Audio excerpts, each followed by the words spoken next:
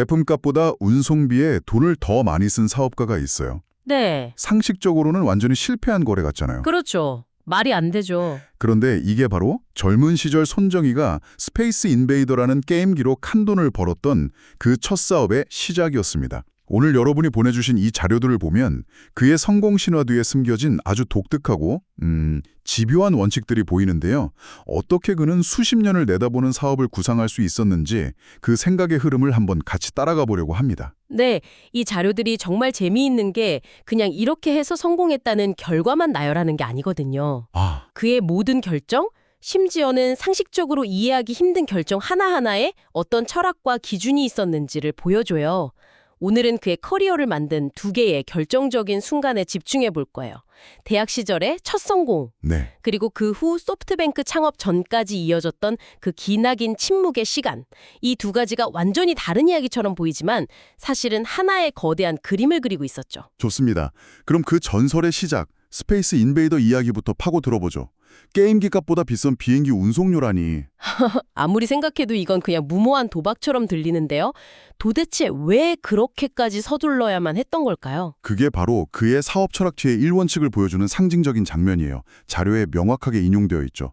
시기가 지나면 상품의 가치가 없어진다. 아, 이게 그에게는 절대 타협할 수 없는 뭐랄까 마케팅의 대원칙이었던 거예요. 시기가 지나면 가치가 없어진다. 물론 맞는 말이죠. 하지만 대부분은 원가 계산부터 하잖아요. 그렇죠. 당연히 이걸 비행기로 보내면 마진이 얼마 남지 하고 주파나를 튕기기 마련인데 그는 그 계산 자체를 그냥 건너뛴 느낌이에요. 맞아요. 이건 결단력이라기보다 거의 광기에 가까운 거 아닌가요? 바로 그 지점이 핵심이에요. 그는 제품의 비용, 그러니까 코스트가 아니라 기회의 가치, 밸류에 모든 걸 걸었던 거죠. 아, 기회의 가치. 네, 특히 스페이스 인베이더 같은 유행성 상품은 시간이 생명이잖아요. 그렇죠. 금방 식으니까. 한 달만 늦어도 그냥 고철 덩어리가 될 수 있다는 걸 그는 본능적으로 알았던 거예요. 남들이 엑셀 시트 위에서 더하기 빼기를 하고 있을 때 그는 시간이라는 그 보이지 않는 비용이 기하급수적으로 늘어나는 걸 본 거죠. 와, 지금이 아니면 이 기회는 영원히 사라진다. 이건 단순히 빠른 결정을 넘어서 시장의 본질을 꿰뚫어보는 통찰력이었다고 봐야 해요. 기회의 가치를 돈으로 환산해서 그게 비행기 값보다 훨씬 크다고 판단한 거군요. 정확합니다. 알겠습니다.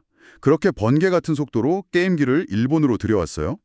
그런데 진짜 어려운 건 그 다음 아닌가요? 맞아요. 일본 전역에 있는 가게에 이걸 어떻게 다 설치하죠?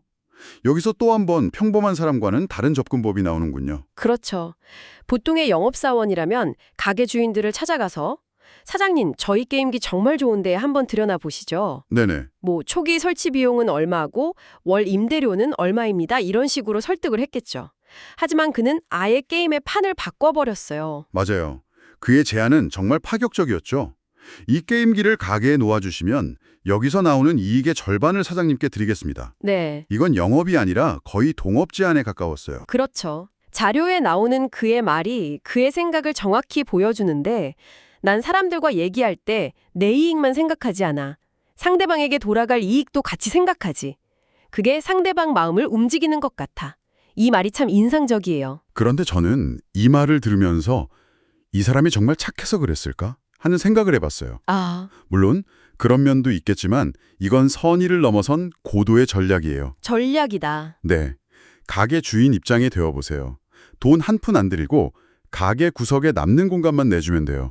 전기세 말고는 나갈 돈도 없는데 수익이 생기면 절반을 준대요. 실패해도 손해볼 게 전혀 없어요. 그렇죠. 리스크가 제로네요. 맞아요. 이건 상대방이 아니오라고 말할 수 있는 모든 이유를 원천 봉쇄해버리는 거예요. 아, 그러니까 거절할 수 없는 제안을 만든 거군요. 바로 그거죠. 확실히 효과적인 전략이긴 한데 한편으로는 그냥 이익의 절반을 너무 쉽게 포기한 거 아닌가 하는 생각도 드네요. 그럴 수 있죠. 배짱이 대단한 건지 아니면 그만큼 본인 제품에 자신이 있었던 건지 좀 더 공격적으로 협상해서 6대4, 나 7대3으로 이익을 가져올 수도 있지 않았을까요? 충분히 가능한 생각이에요. 하지만 그는 단기적인 이익률보다 확장 속도를 선택한 거죠. 아, 속도. 네, 만약 그가 이익률을 높이기 위해 가게 주인들과 밀고 당기기를 했다면 한두 군데 설치하는데 며칠씩 걸렸을 거예요. 그렇죠. 시간이 걸리죠. 하지만 이익의 50%라는 파격적인 제한 덕분에 그는 하루에도 수십 수백 군데의 게임기를 설치할 수 있었을 거예요. 시장을 문자 그대로 점령해버린 거죠. 와, 이건 속도를 돈으로 산 거예요. 번개 같은 속도로 기회를 잡고 상생이라는 전략으로 시장을 순간에 장악한 것. 이 두 가지 원칙 덕분에 자본금 하나 없이 대학 졸업 전에 10억 원이라는 이익을 냈다는 결과가 나오는 거죠. 들어보니까 정말 완벽한 전략의 승리네요.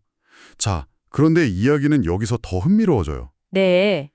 대학 시절에 그렇게 화려하게 성공한 그가 일본에 돌아와서 뭘 했을까요? 저 같으면 당장 그 돈으로 뭐라도 했을 것 같은데요. 그렇죠. 그런데 놀랍게도 그는 1년 반 동안 아무 사업도 시작하지 않았어요. 성공의 정점에서 모든 걸 멈춘 거죠. 심지어 후쿠오카에 자긴 사무실을 얻어서 매일 출근까지 했대요. 출근까지요? 네. 하지만 거기서 한 일은 오직 하나. 어떤 사업을 할 것인가를 생각하는 것뿐이었어요. 정말 의외의 엔보죠. 아니, 대학 졸업도 전에 10억을 벌었는데 사업을 안 했다고요? 그 성공의 단맛을 보고도 1년 반을 버텼다는 게 상식적으로 이해가 잘 안 가네요. 그렇죠. 주변에서는 뭐라고 했을까요? 저 친구 성공에 취해서 정신 못 차리나 보다 하는 사람도 있지 않았을까요? 분명히 그랬을 거예요. 하지만 이 1년 반은 멈춤이는 방황의 시간이 아니었어요. 아, 오히려 앞으로 50년을 이끌어갈 거대한 비즈니스의 설계도를 그리는 그의 인생에서 가장 중요하고 치열한 시간이었죠. 그는 스페이스 인베이더의 성공이 단지 운과 타이밍이 만들어낸 단기적인 성공이라는 걸 정확히 알고 있었던 것 같아요. 본인 스스로. 네. 그래서 다음 사업은 그런 요행에 의존하는 게 아니라 철저한 기준과 분석을 통해 반드시 성공할 수밖에 없는 사업을 찾으려고 했던 거죠. 그 반드시 성공할 수밖에 없는 사업을 찾기 위한 기준, 그게 뭔지 한번 자세히 들여다보죠. 그가 스스로에게 던졌던 질문들이 아주 구체적이에요. 네. 첫째, 돈을 벌 수 있는 사업인가? 이건 당연하죠. 둘째, 내가 평생 동안 열중할 수 있는 사업인가? 이것도 중요하고요. 그런데 세 번째 질문부터는 스케일이 완전히 달라져요. 맞아요. 세 번째 질문이 바로 앞으로 50년 동안 꾸준히 성장할 수 있는 사업인가예요. 와, 50년이요? 5년도 아니고 50년. 1980년대 초반에 50년 뒤를 내다보는 사업을 고민했다는 거잖아요. 이야, 이건 거의 예언가의 영역에 가까운 질문이죠. 50년이라니. 솔직히 요즘 스타트업들은 5년 안에 엑시트할 생각부터 하잖아요. 하하, 그렇죠. 당시 일본이라고 해도 한 개인이 50년짜리 계획을 세운다는 게 이게 정말 가능한 일인가요? 거의 허황된 꿈처럼 들리기도 하는데요. 허황돼 보일 수 있지만 이게 바로 그가 평범한 사업가와 다른 점이에요. 그는 한때의 유행을 쫓는 게 아니라 시대의 거대한 조류, 즉 메가 트렌드의 본질을 찾으려고 했던 거예요. 메가 트렌드? 그리고 네 번째 질문은 더 야심차죠. 10년 안에 일본에서 최고가 될 수 있는 사업인가? 와, 시작부터 2등은 생각하지 않겠다는 거예요. 시장을 완전히 제패하겠다는 거죠. 정리해보면 장기적인 성장성 50년, 시장 지배력 10년 내 최고, 그리고 개인의 열정, 평생, 이걸 모두 만족시켜야 하고 네. 여기에 큰 자본을 필요로 하지 않는 사업인가라는 현실적인 제약 조건까지 붙어요. 맞습니다. 아니, 이 모든 조건을 만족하는 사업이 세상에 존재하기는 하나요? 필터가 너무 촘촘해서 다 걸러질 것 같은데요? 그렇죠.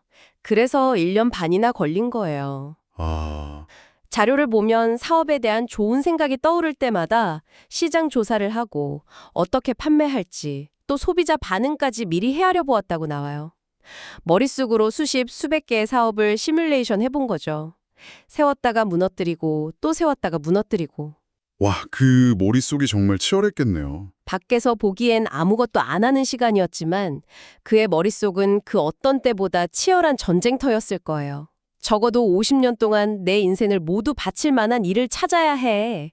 이 다짐이 그 긴 시간을 버티게 한 힘이었겠죠. 그 1년 반에 걸친 치열한 고민의 결과물이 나왔을 때 그게 대체 뭐였을지 정말 궁금해지네요. 네. 수천 페이지에 달하는 사업계획서를 썼다고 하는데 그 모든 필터를 통과한 단 하나의 아이디어는 뭐였을까요? 바로 컴퓨터 소프트웨어 유통상업이었어요.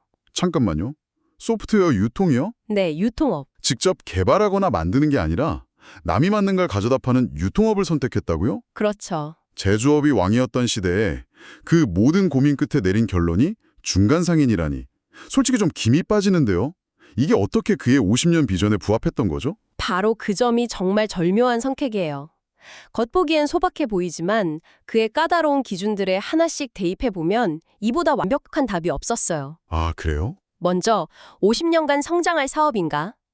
1980년대 초는 개인용 컴퓨터, PC 혁명이 막 시작되던 때였죠. 그렇죠. 앞으로 하드웨어가 아니라 그 안을 채울 소프트웨어가 세상을 지배할 거라는 걸 그는 정확히 예측한 거죠. 50년 성장 가능성, 완벽하게 통과죠. 아, 시대의 흐름을 정확하게 읽었군요. 앞으로 무엇이 중요해질 것인가에 대한 답이었네요. 그렇죠. 그리고 10년 안에 일본 최고가 될 수 있는가? 이 기준도 충족시켰어요. 이제 막 열리는 시장이라 절대 강자가 없었어요. 아, 빈 시장. 네. 반면에 당시 유명했던 반도체나 컴퓨터 제조업은 이미 거대 기업들이 버티고 있었죠. 신생 기업이 비집고 들어갈 틈이 없었어요. 하지만 소프트웨어 유통은 아직 무주공산이었어요. 발빠르게 움직이면 시장의 규칙을 만드는 선두주자가 될 수 있었죠. 그렇군요. 경쟁이 없는 새로운 팔을 찾아 들어간 거네요. 자본 문제는 어땠고요? 큰 자본이 필요 없는가라는 기준에도 딱 맞았어요. 제조업처럼 거대한 공장이나 설비 투자가 필요 없잖아요. 그렇죠. 좋은 소프트웨어를 발굴해서 계약하고 이걸 판매점에 연결해주기만 하면 되니까요. 초기 리스크가 훨씬 적었죠. 그의 모든 기준을 마치 맞춤 제작한 것처럼 통과한 거의 유일한 아이디어였던 셈이에요. 와, 수천 페이지의 시뮬레이션 끝에 찾아낸 단 하나의 정답이었던 거죠. 그렇게 듣고 보니 정말 빈틈없는 결정이었네요. 겉으로 보이는 화려함이 아니라 성공 확률이 가장 높은 길을 집요하게 찾아낸 거군요. 맞습니다. 그리고 마침내 그는 움직이기 시작합니다. 네, 1981년 9월 그는 도쿄의 작고 허름한 건물 2층에 일본 소프트뱅크라는 이름의 회사를 세워요. 그의 나이 겨우 24살이었죠. 24시예요? 50년을 내다본 거대한 비전이 정말 초라할 정도로 작은 공간에서 시작된 순간이에요. 대학 시절의 성공에 취해서 성급하게 다른 사업에 뛰어들었다면 지금의 소프트뱅크는 절대 없었을 거예요. 번개처럼 빠르게 움직여야 할 때와 거북이처럼 신중하게 나아가야 할 때를 정확히 알았던 거죠. 자, 그럼 이 모든 것이 우리에게 무엇을 의미할까요? 오늘 이 자료들을 통해 우리가 발견한 건 결국 손정희의 역설이 아닐까 싶어요. 역설이요? 네. 시장의 흐름을 탈 때는 누구보다 빠른 토끼가 되어야 하지만 자신의 인생을 걸 사업을 고를 때는 세상에서 가장 느린 거북이가 되어야 한다는 것. 대부분의 사람들은 둘 중 하나만 잘하는데 그는 이 두 가지 모두를 완벽하게 전환했다는 게 핵심이겠죠? 아주 정확한 표현이에요. 그리고 그 두 가지 모두를 모두 가능하게 만든 운영체제, OS가 바로 상생의 철학이었어요. 상생. 네. 빠르게 움직일 때는 상대방의 이익을 먼저 챙겨줌으로써 저항을 없애고 속도를 극대화했고 느리게 움직일 때는 단순히 나 혼자 잘 먹고 잘 사는 사업이 아니라 세상을 바꾸고 모두에게 이로운 생태계를 만들 수 있는 사업을 찾으려고 했으니까요. 속도, 인내, 그리고 상생. 이 세 가지가 그의 초기 성공 방정식을 이룬 핵심 요소라고 볼 수 있겠네요. 속도와 인내, 그리고 그 모든 것을 아우르는 상생의 철학. 정말 많은 생각을 하게 만드네요. 오늘 이야기를 마무리하면서 여러분께도 한번 생각해 볼 만한 질문을 던지고 싶어요. 네. 그는 적어도 50년 동안 내 인생을 모두 바칠 만한 일을 찾기 위해 1년 반을 썼어요. 여기서 질문이 하나 나오죠. 어떤 질문인가요? 만약 여러분이 지금 하고 있는 일이나 앞으로 시작할 프로젝트에 손정희가 세웠던 그 까다로운 기준들, 50년의 성장 가능성, 평생을 바칠 수 있는 열정, 시장에서 최고가 될 가능성을 똑같이 적용해 본다면 어떨까요? 과연 지금 하고 있는 일들이 그 촘촘한 필터를 통과하게 될까요? 이건 단순히 비즈니스에 대한 질문이 아니에요. 그렇죠. 내 시간과 에너지를 어디에 쏟아야 하는가에 대한 인생의 중요한 결정을 내릴 때 스스로에게 던져볼 만한 조금은 불편하지만 아주 강력한 질문이 아닐까 합니다.